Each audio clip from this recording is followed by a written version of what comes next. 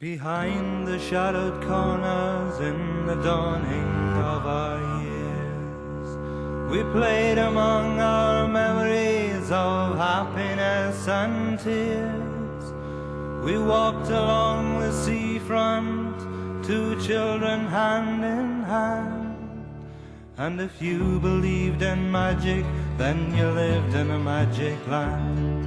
From lemonade and seaweed and driftwood floating by, we built sandcastle empires that reached up to the sky, and left our bankrupt footprints to be taken by the tide, and laughed inside our innocence as the world passed by outside. We gazed along the coastline from the top of Bluebell Hill. The buttercups and dandelions were pulled against their will. The trembling woods behind us held their dark secrets too, where nettles sting and the butterflies wing on the banks of wildflower blue. And the bells on Sunday morning rang far across the sea, and salty seagulls sang their songs about eternity. And the ocean muttered something no man could understand, for he who solves a paraphrase powers at his command. In a corner of the garden where the rhododendrons grew, there lived the Captain Shannon, whom everybody knew. His life he'd spent on sailing ships from the Azores down to the Horn. He danced the rhythm of the waves since the day that he was born. He used to take us on his knee and smoke his pipe of clay, and speak of storms and hurricanes and San Francisco Bay. He spoke of wars and earthquakes that had torn the world apart. Our little children laughed and died with each beat of your heart. One day a wounded seabird came to rest upon the land. His wings had ceased to function and were dry with oil and sand. A gentle dog had sensed him as the wind blew from the south, and fetched a lump of lifelessness home safely in his mouth.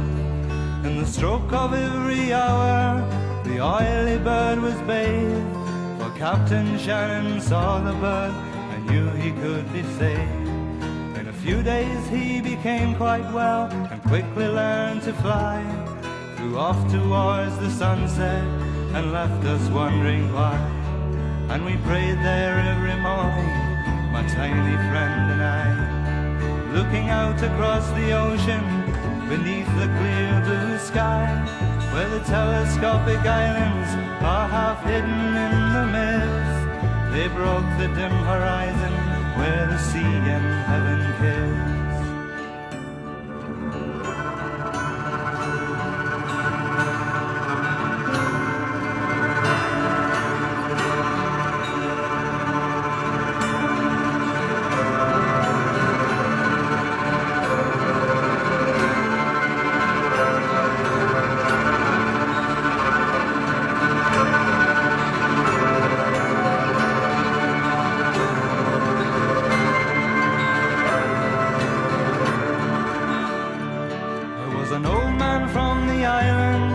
Hobbled with a stoop, he ate small boys for breakfast who did not eat their soup, or carry you in a rowboat to an island called Amen, and if you weren't too polite, he'd ne'er be seen again. The old hunchback lived all alone in a cave down by the sea, and stocked his fish box kitchen with fools like you and me. He wore one golden earring and grew seaweed in his hair. Though no man had ever seen him, we all knew he lived there. He had a dog called Cephas who would bite you if he could, though you would never come to harm if the life you led was good. Now he might have been a walrus or he might have been a seal, though most times he looked just like a dog, though not a dog for real. One night while Captain Shannon was alone beside his beer, he heard the hunchback calling him and knew not any fear, for he was proud proud to be alive of his 60 years and 10, with twice the guile and twice the strength of ordinary men. I do not fear the hunchback, was the captain's brave reply. I am a bold seafaring man and not afraid to die. But the dog had sniffed the ocean from the seaman's salty skin, and led him to the water's edge as the tide came pounding in. And we hid beneath the blankets as the storm raged all night long.